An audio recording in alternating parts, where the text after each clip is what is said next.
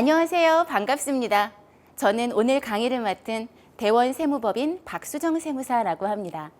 오늘 종합소득세에 대해서 강의를 드릴 건데요. 사장님들 그동안 세금 때문에 고민 많으셨죠? 세금 신고를 하고도 내가 잘한 건가 뭔가 찜찜하기도 하고 본의 아니게 뭔가 세금 신고가 잘못돼서 마음고생하신 사장님들도 계시고요. 오늘은요, 어려운 세법 얘기들 다 빼고 사장님께서 정말 아셔야 하는 내용들, 그리고 셀프로 세금 신고하실 때 꼭 주의하실 부분들만 쉽게 설명을 드릴게요.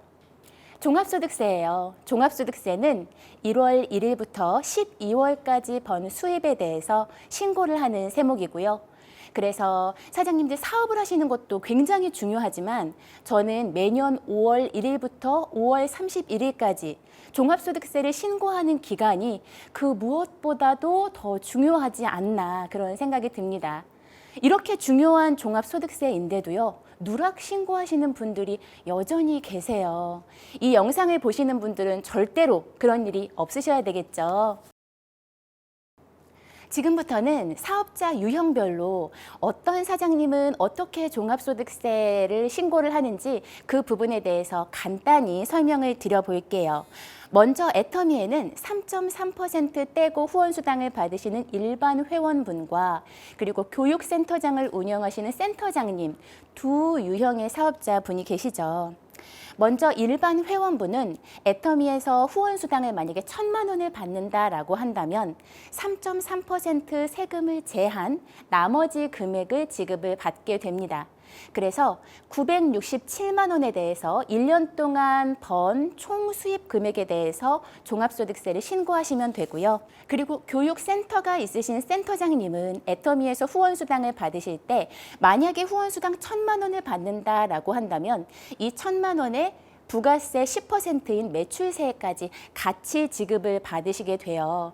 그래서 이 1,000만 원에 대해서는 종합소득세로 신고를 하시고 100만 원 부가세로 받은 금액은 국세청에 부가세 신고 납부 기한에 신고 납부를 하시면 됩니다. 사장님들이 사업하시면서 좀 헷갈려 하시는 게 이 종합소득세와 부가가치세 신고의 개념이에요. 그래서 제가 부가가치세에 대해서 신고를 다 드리고 나면 그러면 세무사님 종합소득세는 뭐냐고 바로 질의를 주시는데요. 이 장표에서 보시면 제가 헷갈리지 않으시게 색깔별로 마킹을 해놨어요. 지금 보시는 이 빨간색 동그라미를 수입 금액으로 종합소득세로 신고를 하시는 거고요. 이 남색으로 칠해진 이 부가가치세는 부가가치세로 신고 납부를 하시는 겁니다. 이렇게 구분해서 금액을 보니까 좀 더 이해하기가 쉬우시죠? 종합소득세는요, 말 그대로 종합 합산해서 과세한다라는 의미예요. 우리가 3.3% 떼고 후원수당을 받으시는 분들도 또 소매업을 겸업하시는 분들도 또 그 외에 다른 사업을 하시는 분들도 이러한 사업에서 발생된 소득은 소득세법상 사업소득으로 구분이 됩니다.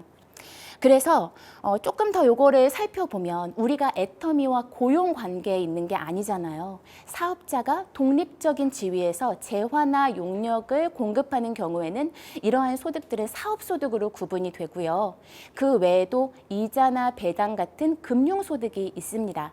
또 직장 다니시는 분들 받으시는 건 근로소득, 연금 받으시는 분들은 연금소득, 또 열거된 과세소득들 중에서 위로 구분되지 않는 나머지 소득들은 기타소득이라고 일컫는데요.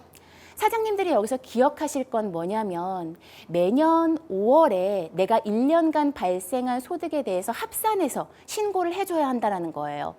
회사를 다니시면서 애터미 하시는 분들은 이 근로소득과 사업소득을 합산해서 5월에 반드시 종합소득세 신고를 해주셔야 되고요. 연금 받으시면서 애터미 하시는 분들은 연금소득과 사업소득을 합산해서 5월에 반드시 신고를 해주셔야 합니다. 내가 1년간 번 소득에 대해서 합산해서 5월에 꼭 신고를 해야 하는구나. 그것만 기억하시면 됩니다. 종합소득세가 어떻게 계산되는지 구조가 궁금하시죠? 제가 예를 들어 후원수당을 가지고 왔는데요. 후원수당을 1년간 받은 총 수입 금액에서 필요 경비를 차감을 합니다. 필요 경비를 차감하는 방법에는 장부를 작성하는 방법과 또 경비율의 경비율에 의해서 추계 신고를 하는 두 가지 방법이 가능한데요. 이렇게 필요 경비를 차감한 금액은 소득 금액이라고 하고요. 이 소득 금액에서 각종 소득 공제를 차감해 줍니다. 사장님들이 아실 만한 기본적인 소득 공제로는 부양가족 공제라는 게 있어요.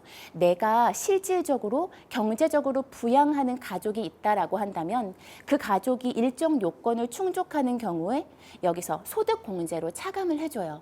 이렇게 소득 금액에서 소득 공제를 차감한 값을 과세 표준이라고 하고요. 이 과세 표준의 종합소득세율을 정해서 산출 세액을 계산을 하고요. 여기서 각종 세액 공제에 빠지고 내가 먼저 납부한 세액이 있다면 원천세로 차감하고 더 납부할 가산세가 있다면 가산해서 납부 세액이 결정되게 됩니다. 그러면 여기서 제일 중요한 거는 뭐냐면 필요 경비가 얼마나 차감이 될지 여부예요. 어차피 수입 금액은 정해져 있잖아요. 거기서 필요 경비를 얼마나 빼느냐에 따라서 어떤 방법에 의해서 얼마나 빼느냐에 따라서 내가 납부할 세액 자체가 달라지기 때문에 이 필요 경비를 차감하는 방법이 굉장히 중요하죠. 그래서 이 필요 경비를 계산하는 방법에 대해서 설명을 드릴게요. 내가 2023년도 귀속에 대한 종합소득세를 신고를 한다라고 한다면 원칙은 장부를 작성하시는 것이 원칙입니다. 장부 작성을 하는 방법에는 간편장부와 복식부기로 작성하는 두 가지 방법이 있고요. 간편장부라는 거는 뭐냐면 나라에서 소규모 사업자들을 위해서 장부를 보다 쉽게 작성할 수 있도록 고안한 방법이에요. 마치 내가 가계부를 작성을 하듯이 수입 적고 비용 적고 이런 식으로 간편하게 비용을 인정받으실 수 있고요. 이런 간편장부나 복식부기의 기본적인 전제 조건은 내가 사업에 들인 비용들, 실제로 들어간 비용에 대해서 장부를 작성해서 비용을 인정받는다라는 겁니다. 복식부기의 경우에는 조금 난이도가 있으세요. 수입이라든지 들어간 비용에 대해서 차변, 대변, 복식부기의 방법으로 기장을 하셔야 되기 때문에 보통 복식부기 의무자이신 경우에는 사무실에, 세무사 사무실에 기장을 의뢰하시죠. 이렇게 장부를 작성하는 것이 원칙이고요. 예외적으로 추계에 의한 방법에 의해서 필요 경비를 인정받으실 수 있습니다. 이거는 뭐냐면 장부, 증빙이 없으시거나 또는 장부를 작성할 능력이 되지 않아서 장부 작성을 하지 않은 경우에 총 수입 금액의 일정 비율만큼을 필요 경비로 인정을 해주는 방법인데요. 이 방법에는 단순 경비율과 기준 경비율이 있습니다.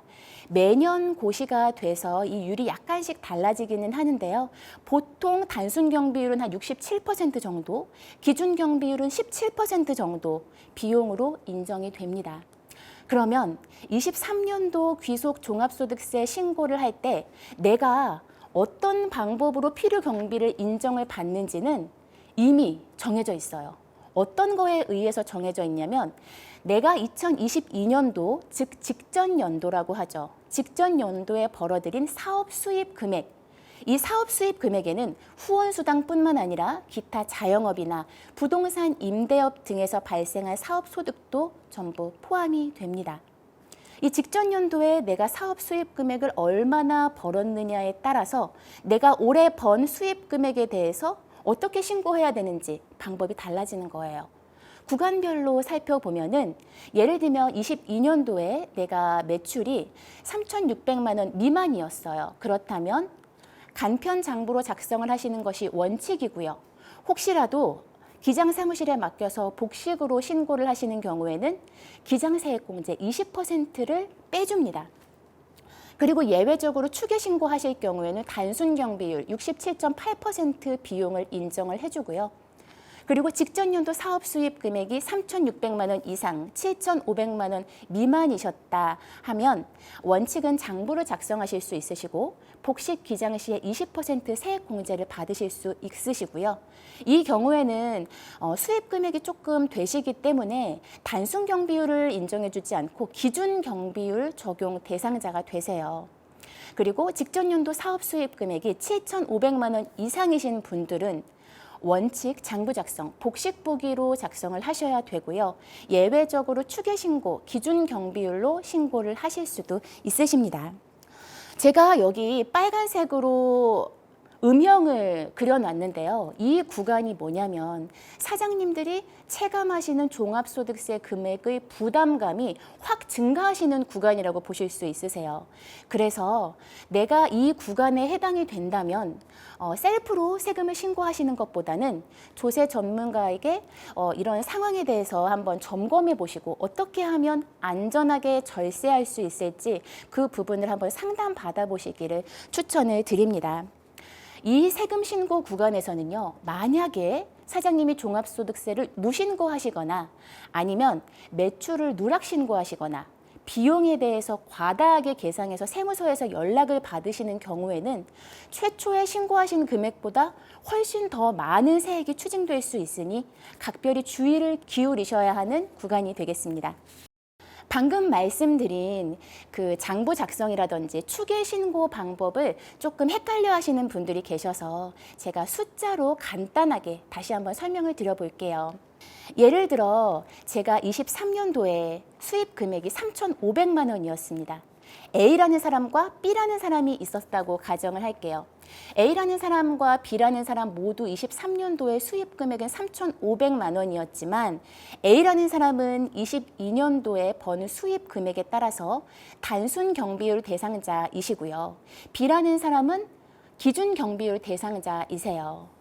이 경우에 올해 똑같이 수입 금액을 벌었다 할지라도 단순 경비율 대상자의 경우에는 총 수입 금액 3,500만 원의 67.8%까지를 필요 경비로 인정을 해줘서 총 세액을 보시면 53만 원가량을 환급을 받으셨고요. 그리고 기준 경비율 대상자이신 경우는 사업자 본인이 주요 경비를 별도로 신고하지 않으시면 필요 경비가 수입 금액의 17%만 인정이 돼서 최종적으로 납부하실 세액은 190만 원가량 납부세액이 나옵니다. 이 계산의 전제 조건은 소득공제나 세액공제는 아주 기본적인 사항들에 대해서만 넣어놨고요. 제가 지금 말씀드린 거는 소득세이고 지방소득세 10%는 별도로 붙습니다. 이렇게 경비율로 계산을 하는 것이 추계 신고에 의한 방법이에요. 단순 경비율, 기준 경비율, 요거에 대해서 숫자로 보시니까 좀 느낌이 다르시죠? 아, 기준 경비율로 신고할 경우에 이렇게 세액이 많이 늘어나는구나 하고 체감하는 그런 기분이 다르실 것 같아요. 그리고 또 원칙대로 장부 작성을 통해서 이 방법 외에 간편장부나 복식부기로 세금을 신고하실 수도 있습니다. 매출이 조금 적으신 구간에서는 사장님들이 직접 셀프로 신고하시는 분들도 꽤 계세요. 이런 분들이 세금을 셀프 신고하실 경우에 어떤 부분을 주의하셔야 되는지 모아봤습니다. 직전 연도에 내가 22년도에 총 수입 금액이 이렇게 구간별로 설명을 드려봤어요. 앞서서도 말씀드렸지만 22년도에 총 수입 금액이 3,600만 원 이상이셨다면 안전한 절세를 위해서 반드시 조세 전문가와 세금 컨설팅을 받아보실 것을 추천해 드리고요. 구간별로 설명을 드려볼게요. 내가 22년도, 즉 직전 연도에 수입 금액이 3,600만 원 미만이셨다라고 한다면 원칙은 장부를 작성해서 세금 신고하시는 게 원칙이세요. 이때는 간편장부를 작성하실 수가 있으시고요. 예외적으로 추계 신고를 하실 수 있으신데 이 경우에는 단순 경비율 67.8%를 인정을 해줍니다. 그래서 이 구간에 계신 사장님들은 5월 달에 별도로 종합소득세를 신고하지 않으셔도 국세청에서 댁으로 환급 통지서를 보내주셨을 거예요. 이렇게 간편장부를 작성하실 수도 있으신데 그 간편장부를 작성하시게 되는 경우에 절세하실 수 있는 포인트에 대해서 조금 말씀을 드릴게요. 예를 들어 후원수당 수령액보다 지출 경비가 큰 경우 있죠. 예를 들면 임차료라든지 매입 물품이라든지 종업원 비용이 많이 나갔다, 설비 투자 비용으로 많이 나갔다 하는 경우에는 간편장부로 작성하시게 되면 2월 결손금을 공제를 해드립니다. 이 2월 결손금이라고 하는 것은 발생 시점부터 15년 동안 2월에서 사용을 하실 수가 있으세요. 예를 들어 저희 그 고객 사업장이 결손이 발생하시는 사업장은 아니셨어요. 그런데 코로나 때 매출보다 매입하는 내용이 더 많아서 일시적으로 결손이 발생이 되었습니다. 이렇게 발생된 결손은요, 점점 이제 코로나가 지나고 매출 구간이 회복이 되는데, 매출이 회복이 됐다고 그 다음 해 그냥 몽땅 써버리는 게 아니라, 예를 들어 이 사업자가 소득세율이 적용되는 구간이 38%이셨던 거예요. 그러면 이 2월 결손금이 15년 동안 2월이 되니까 조금씩 써서 만약에 38% 세율 구간에서 35% 세율 구간으로 만들 수 있다면 2월 결손금으로 인한 절세 효과가 더욱 극대화될 수 있겠죠. 또 간편 장부를 작성하시는 경우에는 감가상각비 등 필요 경비로 산입하실 수 있으시고요. 또 아까도 말씀드렸지만 간편 장부 대상자가 세무사 사무실에 맡기시는 경우에 복식부기로 하시는 경우에는 기장세액 공제 20%가 세액에서 추가로 빠집니다. 이런 점도 잘 참고하셔서 나한테 어떤 방법이 제일 유리한지 비교해 보시고 선택하시면 좋겠죠. 다음은 직전 연도 수입 금액이 3,600만 원 이상 7,500만 원 미만이신 분들에 해당하는 이야기입니다. 내가 23년도에 종합소득세를 신고하게 되면은요, 원칙은 장부 작성하는 게 원칙이세요. 간편 장부 작성이 가능하고요. 예외적으로 추계 신고를 하실 수 있으세요. 이렇게 추계 신고를 하실 때에는 기준 경비율 17% 적용해서 세금이 계산이 됩니다. 그래서 주의하실 부분이, 앞서서 그 직전 연도 수입 금액이 3,600만 원 미만이셨던 분들은 별로 세금 신고에 대해서 관심을 갖지 않으시는 분들이 많으세요. 왜냐? 가만히 있어도 환급 통지서가 날라오기 때문에요. 하지만 후원수당은 점점 매출이 증가를 하고 있죠. 그래서 이 구간에 해당되게 되시면 갑자기 5월에 환급 통지서가 날라오는 게 아니라 보통 몇백만 원의 납부세액이 기재된 고지서를 받아보시고 깜짝 놀라서 그때서야 세무사 사무실을 찾기도 하시는데요. 이 구간에 해당하시는 분들은 아래에서 설명드릴 기준 경비율에 의해서 적극적으로 세금 신고를 하시던지, 아니면 간편 장부에 의해서 세금 신고를 하실 수 있고, 또 복식부기 방법도 있으니까 이 세 개 중에 방법을 꼭 선택하셔서 적극적으로 세금 신고를 하셔야 세액을 줄이실 수 있으세요. 추계 신고하는 방법입니다. 후원수당에서 주요 경비를 차감을 해줘요. 이게 단순 경비율과 다른 점이죠. 그런데 여기서 주의하실 점이, 이 주요 경비에 넣을 수 있는 항목들을 규정하고 있어요. 인건비, 임차료, 그리고 물품 매입 비용만 주요 경비로 넣으실 수 있습니다. 이 주요 경비를 차감한 값에서 또 후원수당의 17%를 필요 경비로 차감을 해줘요. 그래서 여기서 진짜 주의하셔야 하는 게 뭐냐면, 셀프로 홈택스에서 직접 세금 신고를 하시는 사장님들은 홈택스에서 이 주요 경비에 값을 넣을 수 있게 활성화가 되어 있어요. 그래서 여기에 내 사업과 관련된 비용들 이것저것 다 넣으시려고 하는데요. 절대로 안 됩니다. 여기에는 무조건 이 세 가지 법에서 규정하는 항목만 비용을 넣으셔야 한다는 점 주의를 하시고요. 또 3.3% 떼고 수당을 받으시는 일반 회원분들은 여기에 비용을 넣으실 수가 없으세요. 뒤에서 한 번 더 말씀드릴게요. 그래서 유의사항 아래 보시면 총 수입 금액 4,800만 원 이상인 분들은 기준 경비율로 세금 신고를 하시게 되면, 이분들은 좀 수입 금액이 있으신 분들이잖아요. 충분히 장부를 작성할 수 있는 능력이 있다라고 봐서 무기장 가산세 20%가 붙습니다. 내가 당장 세금 신고하면서 이 가산세를 붙이지 않는다라고 한다 하더라도 나중에 세무서에서 날라와요. 그렇기 때문에 이런 부분도 내가 세금 신고를 하는 유형이 어떤 유형인지 반드시 확인을 하시고 신고를 하셔야 되겠고요. 제가 아까 3.3% 일반 회원분들은 주요 비용에 절대로 값을 넣으면 안 된다라고 말씀을 드렸죠. 이분들은 사업자 등록을 하지 않고 이렇게 주요 비용에 임차료나 인건비 값을 넣으시는 경우에는 이분들께서 인적시설이라든지 물적시설이 있다라고 봐서 내가 부가가치세 신고도 하지 않고 사업자 등록도 하지 않았는데 부가가치세법상 추징이 될 수 있는 리스크도 가지고 있기 때문에 이 부분 굉장히 주의하셔야 되겠습니다. 다음은 직전 연도 총 수입 금액 7,500만 원 이상의 사업자분들에 해당하는 이야기입니다. 이분들이 23년도에 종합소득세를 신고하실 때는요, 원칙은 장부를 작성하시는 거고요. 반드시 복식부기로 작성을 하셔야 합니다. 예외적으로 만약에 장부를 작성하지 않고 추계 신고를 선택한다 하신다면 기준 경비율의 2분의 1만 필요 경비로 인정을 해드려요.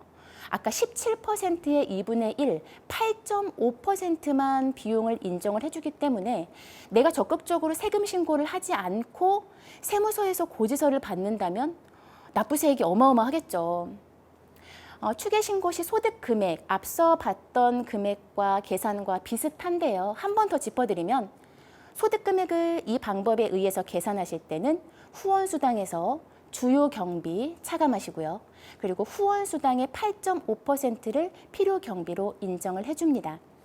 아래 유의사항을 보시면 총 수입 금액 4,800만 원 이상인 경우에는 무기장 가산세 20% 추가로 붙는다는 거, 이 구간도 역시 주의를 하셔야 되겠고요.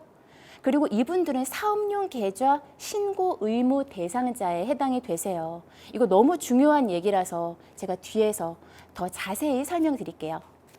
사업용 계좌라는 건 뭐냐면 사업 용도로만 사용되는 계좌를 의미를 하고요. 내가 사업을 영위를 함에 있어서 수입이나 비용을 이 계좌를 통해서 입출금을 하셔야지 되세요. 반드시 사업용으로 사용을 하셔야지 가사 용도로는 사용을 하실 수 없는 계좌를 의미를 합니다. 이런 가산세 대상과 관련해서 기장하시는 사장님들은 별 문제가 되지 않으세요. 왜냐하면 처음에 기장 사무실에서 사업 시작하실 때 여러 가지 세팅을 해주는 것 중에 이것도 포함이 되거든요. 그런데 문제는 놓치기 쉬우신 분들이 누구냐면 3.3% 일반 회원분들, 이런 분들은 세금 신고를 하시면서 어디서 코칭을 받으실 때가 없기 때문에 누락해서 이것과 관련한 가산세를 맞는 경우가 종종 있는데요. 놓치기 쉬운 중요 사례입니다. 예를 들어 3.3% 일반 회원분이 2020년도에 총 수입 금액이 7,500만 원을 초과했다라고 한다면 23년도 1월 1일부터는 복식부기 의무자가 되시는 거예요. 그래서 23년도 6월 30일까지는 사업용 계좌를 반드시 신고를 하셔야 합니다. 보통 23년 6월 초쯤에 댁으로 우편물이 와요. 사업용 계좌 신고 대상자이시니까 이거 반드시 신고해야 한다라고 우편물이 오고요. 또는 조금 더 관심 있으신 분들은 국세청 홈택스에서 전자 우편물을 열어보기도 하시죠. 반드시 이 신고 기한 내에 신고를 하셔야지 그렇지 않다면 가산세가 발생이 됩니다. 사업용 계좌를 미개설한 부분에 대해서 총 수입 금액의 0.2% 가산세가 붙고요. 또 사업용 계좌를 사용하지 않는다면 미사용 금액의 0.2%가 또 가산세로 붙습니다. 복식부기 의무자가 된다라는 거는요, 간편장부 때처럼 비용이 대충 들어가지 않아요. 그렇기 때문에 이 기간 동안에 내가 복식부기 의무자가 된다 하시면 반드시 안전하게 절세하실 수 있는 방법에 대해서 조세 전문가 찾아서 상담도 받아보시고, 내 현재 매출과 내가 쓰는 비용이 한 이 정도 되는데 그러면 내가 올해 번 수입에 대해서 내년도에 세금이 얼마나 나올지 한번 가결산도 받아보시고요. 그렇다 한다면 내가 어떻게 세금을 안전하게 절세할 수 있는지 그런 방법들에 대해서 적극적으로 준비를 하셔야 하는 기간이니까 이 기간을 잘 활용을 하셨으면 합니다. 사장님들 세금을 줄이는 것에 관심이 굉장히 많으시죠. 그래서 요즘 환급 받아주겠다라고 하는 문자 메시지, 어플, 굉장히 여러 가지 영업 내용들이 많이 있는데요. 제가 말씀드리고 싶은 건 지금 당장 환급을 받는 것이 중요한 게 아니고요. 우리는 이 애터미 사업을 짧은 기간 하고 끝낼 게 아니잖아요. 우리의 삶에 걸쳐서 계속적으로 나의 수익을 발생되는 것을 모토로 하고 있기 때문에 보다 안전하게 절세하실 수 있는 방법에 대해서 강구를 하시고 이 방향대로 세금 신고를 하시는 것이 굉장히 중요합니다. 절세와 탈세의 차이는 무엇일까요? 사장님들을 뵈면은요, 사장님들마다 수입도 천차만별이고요. 쓰시는 비용도 천차만별로 다 달라요. 사장님들이 처한 제반 요건들이 다 다릅니다. 이 제반 요건에 맞는 이분이 절세하실 수 있는 규정들을 넣어서 합법적으로 조세를 전략하고 법률적으로 용인되고 권장하는 행위를 절세라고 하고요. 탈세라는 거는 반대의 개념이죠. 사기, 기타 부정한 방법 등 고의로 위법한 행위를 동원해서 세금을 줄이는 행위를 의미를 합니다. 그러면 절세를 위해서 어떤 액션들을 취해야 할까요? 먼저 성실한 의무 이행, 제때 정확하게 신고하시는 것이 절세다라고 말씀을 드리고 싶고요. 내가 어떤 거를 증빙을 갖추고 있어야 나중에 문제되지 않는지 컨설팅도 받아보시고 주기적으로 내 수입과 비용에 대해서 좀 점검을 받아보시면 보다 더 안전한 절세에 가깝게 되실 거예요. 우리가 후원수당을 많이 증대시키기 위해서 노력을 열심히 하고 있잖아요. 마찬가지로 세금을 줄이시기 위해서는 비용에 대한 증빙들을 수취하시려는 노력이 필요합니다. 증빙에는요, 사실 증빙과 적격 증빙 두 가지가 있고요. 적격 증빙으로는 세금 계산서, 또 계산서, 신용카드 매출 전표, 현금 영수증 쓰신 현금 영수증 등 이런 것들을 적격 증빙이라고 불러요. 이렇게 적격 증빙을 수취하지 못하시는 경우에는 세액적 불이익이 굉장히 큽니다. 내가 법적 증빙을 갖추지 못했다라고 한다면 이 거래 자체를 부인당할 수 있는 그런 리스크를 가지고 있고요.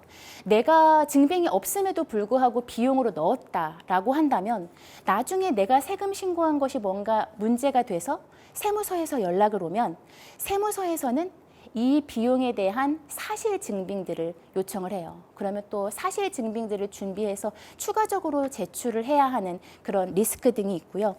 적격 증빙을 받지 못하시면 부가가치세법상 매입세 공제를 받으실 수가 없으세요. 두 가지 사례가 있을 수가 있는데요.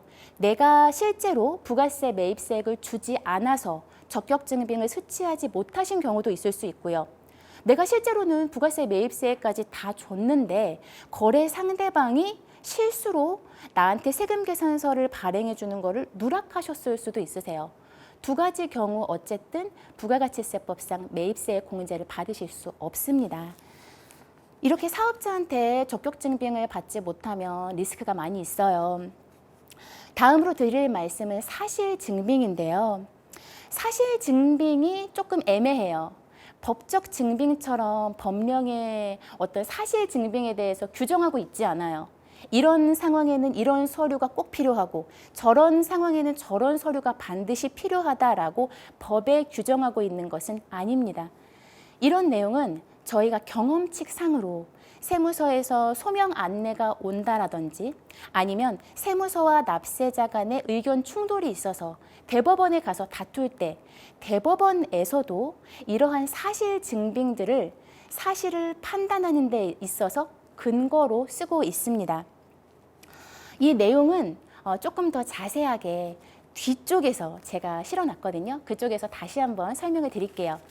그냥 이런 것들이 있구나 하고 들으시면 되겠고요. 그러면 세무사님, 어떻게 법을 이용해서 안전하게 절세를 할 수 있단 말입니까? 궁금하시죠? 이거는 업무용 승용차 규정을 이용한 사례를 하나 가지고 왔습니다. 이 사장님 같은 경우는 굉장히 바쁘시기도 했고 계속 환급만 받는 구간에 있으셔서 세금에 대해서 별로 관심이 없으셨어요. 이분은 3.3% 수당을 받으시는 분이셨는데요. 수입 금액은 한 5천만 원 정도가 됐었고요. 종합소득세를 무신고해서 세무서에서 이렇게 과세예고 통지를 받은 사례였습니다. 기준 경비율 대상자이셔서 기준 경비율만큼만 필요 경비로 인정을 해주고 여기에 무신고 가산세, 납부 불성실 가산세까지 부과해서 소득세 총 490만 원 정도를 과세를 한 케이스였고요. 여기에 지방소득세 10%는 또 별도로 붙습니다. 이렇게 세금을 납부하시게 되면은요, 당장 납부하시는 소득세, 지방소득세가 문제가 아니라 여기서 신고가 된 소득 금액이 또 건강보험공단으로 넘어가게 되면 지역으로 내시는 건강보험료가 갑자기 급증하실 수 있으세요. 그래서 여러 가지 부분에서 굉장히 피해가 큰 사례였는데요. 세금 컨설팅을 통해서 추징세액을 최소화해드리는 사례였습니다. 규정을 이용해서 소득세 47만 원짜리로 만들어 드렸고요.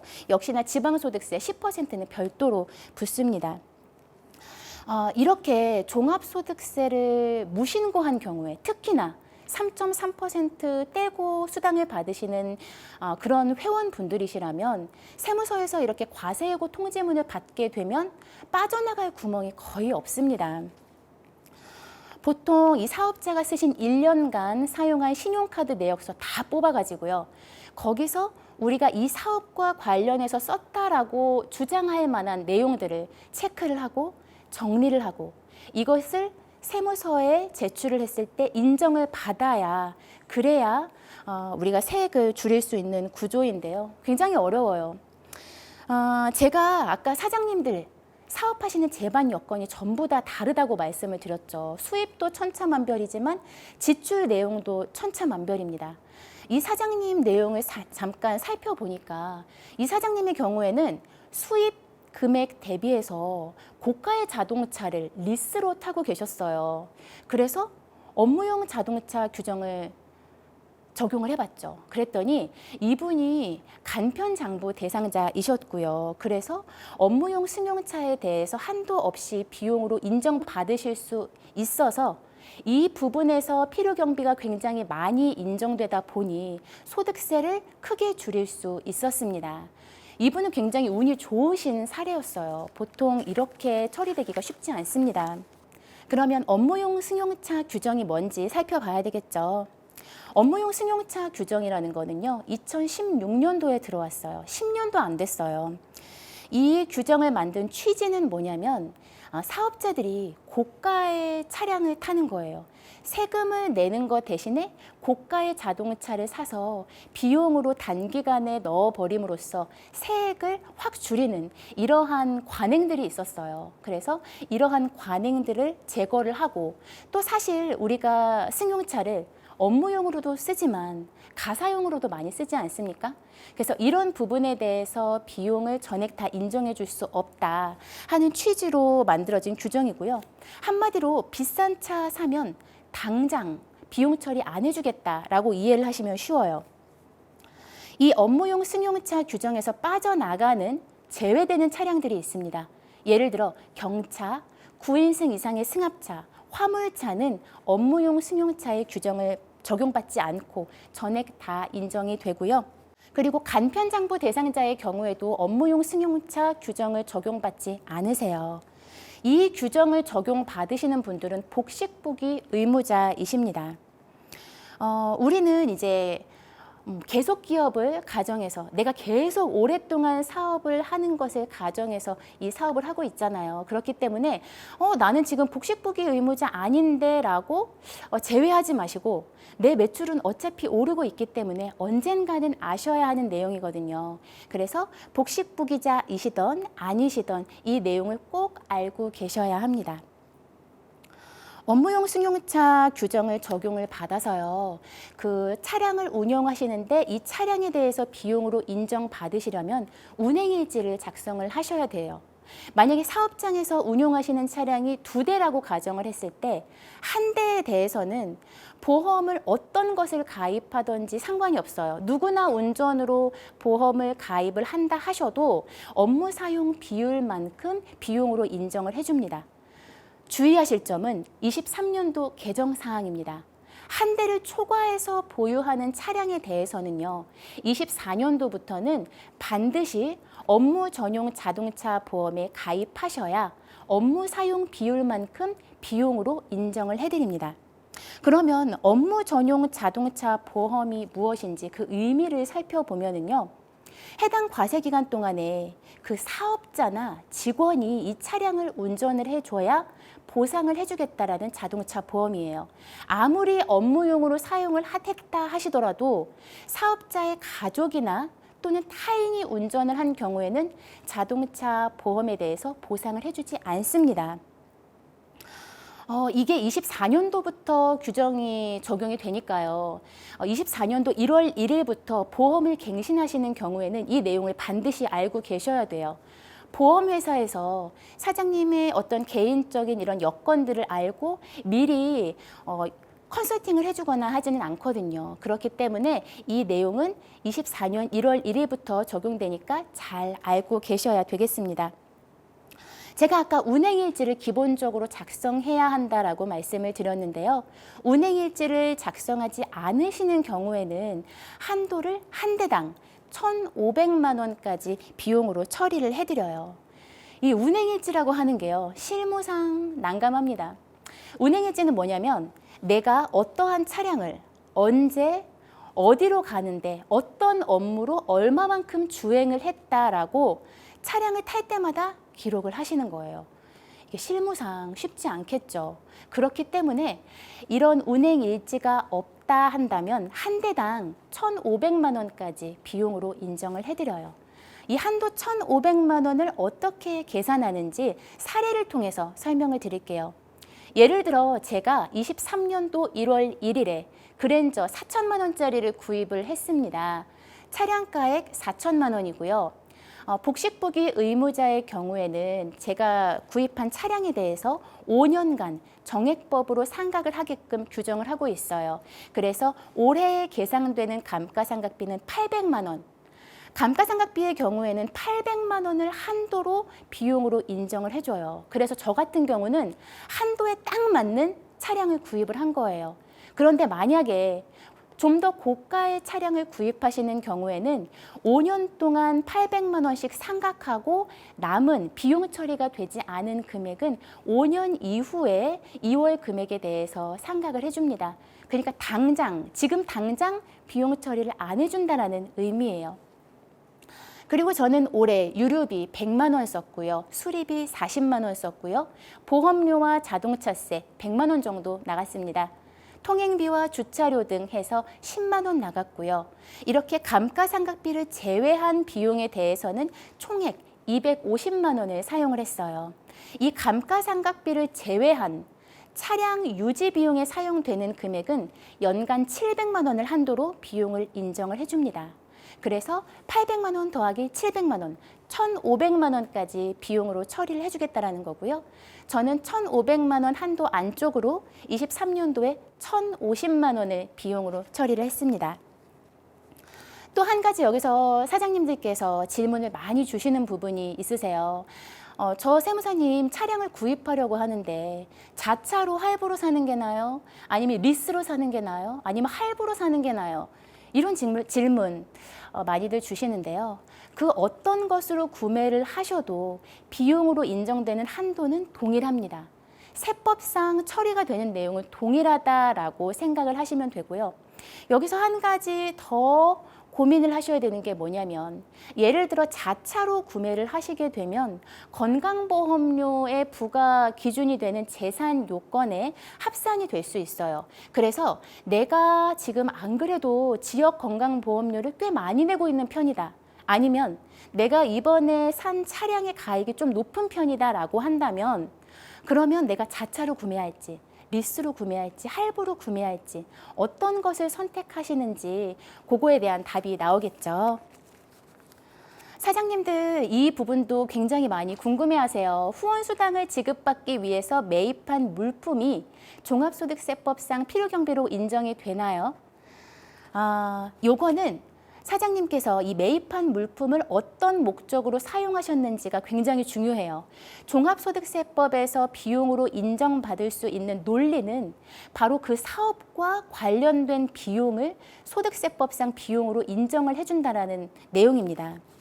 사업자 유형별로 좀 더 풀어서 설명을 드릴게요. 3.3% 일반 회원분의 경우에 다단계 판매회사에서 매입한 물품을 사업용으로 사용을 하시는 경우에는 당연히 필요경비로 인정이 되고요. 만약에 이 매입한 물품을 자가소비나 사업 목적이 아닌 용도로 사용을 하시는 경우에는 필요경비로 인정이 되지 않습니다. 소매업을 겸업하시는 사장님들의 경우에는요. 소매업자가 판매 목적으로 매입한 물품은 필요 경비로 인정이 됩니다. 왜냐하면 이분들은 매입하신 물품을 매출로 판매한 부분에 대해서 신고를 하시잖아요.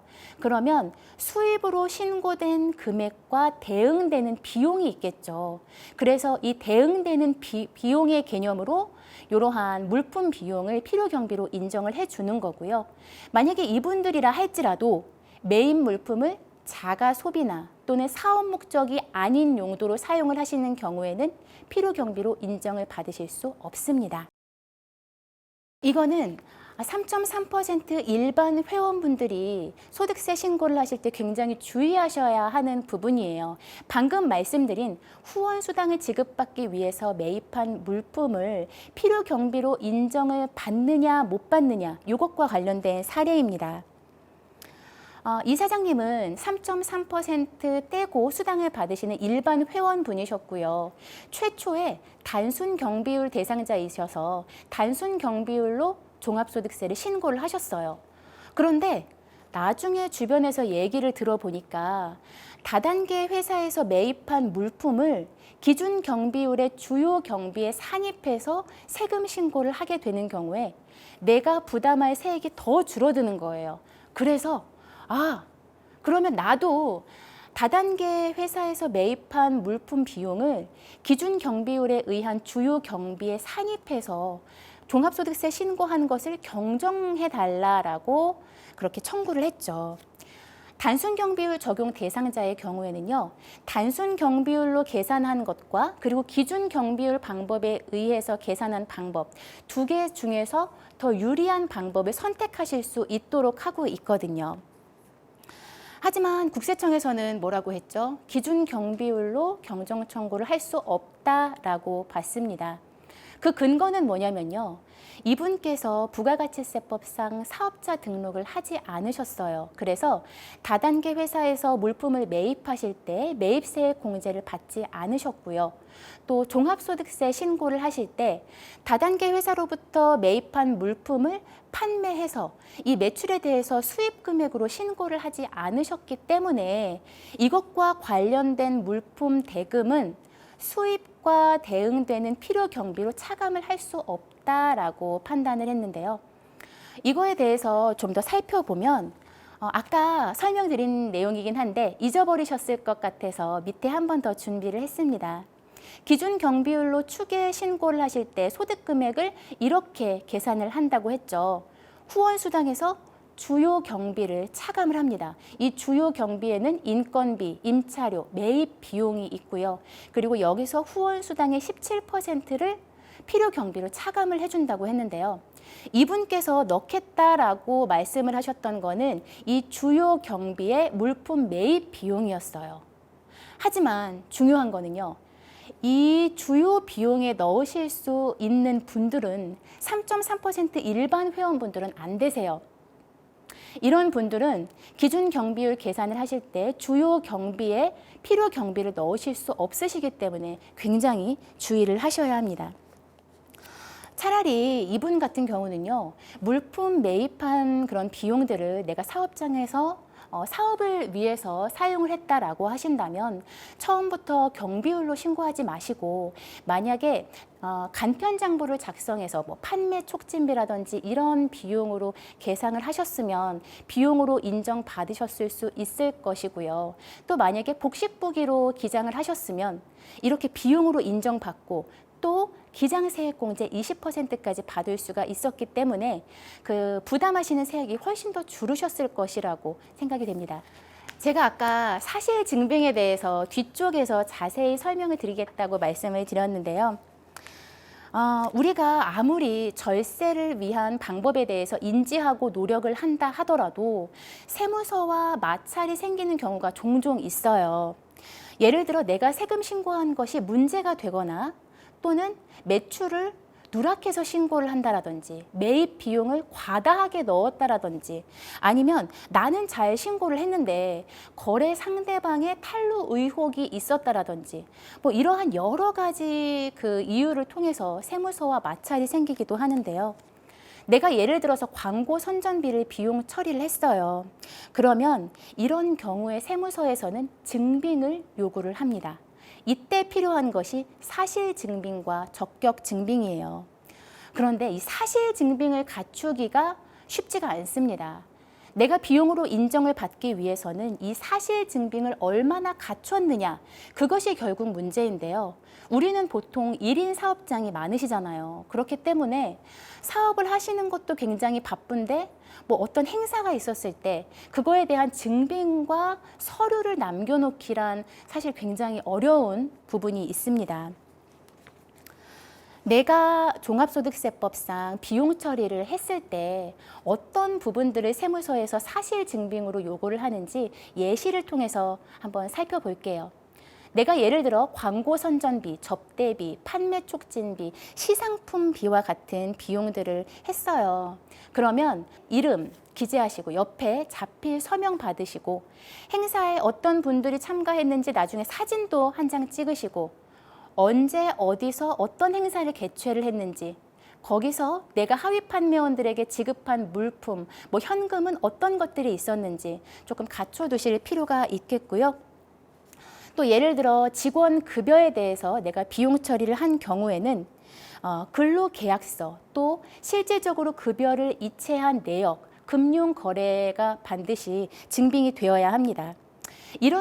이렇게 비용 처리를 하실 수 있는 분들은 사업장이 있으셔서 뭐 사업자 등록증을 내셨다라든지 하시는 분들이세요. 3.3% 일반 회원분들의 경우에 내가 예를 들어 아르바이트를 잠깐 고용을 했다. 그래서 그 비용이 뭐 200만 원이라든지 300만 원이 나갔다.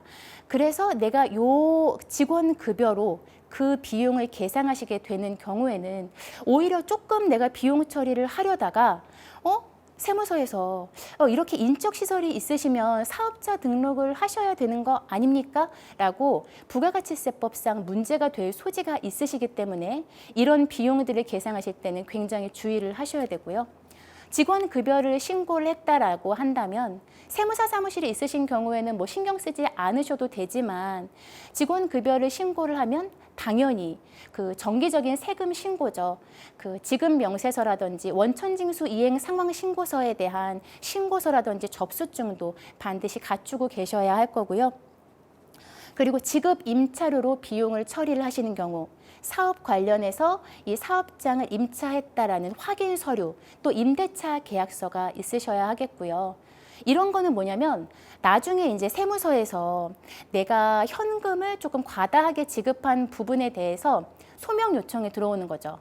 그러면 내가 이 사업자한테 임차료로 준 거예요 라고 조금 말을 만드시는 경우가 있는데 당연히 이런 객관적인 증빙들이 뒷받침이 되어야 비용으로 인정받으실 수 있습니다.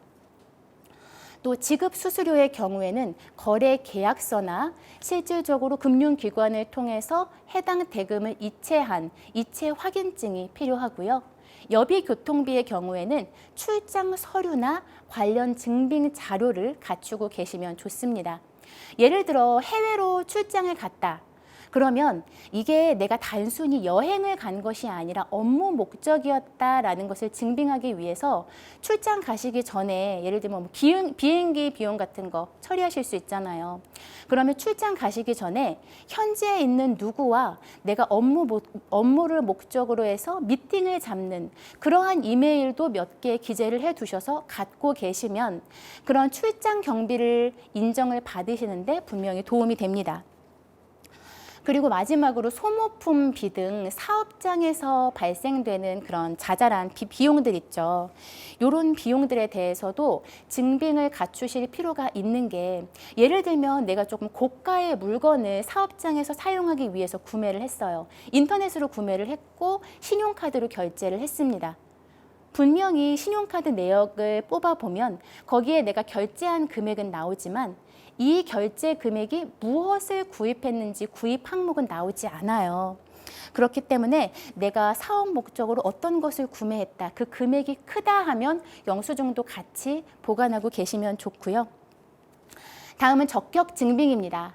세금 계산서, 계산서, 신용카드 쓰신 내역, 현금 영수증 내역 이런 것들을 적격 증빙이라고 부르고요.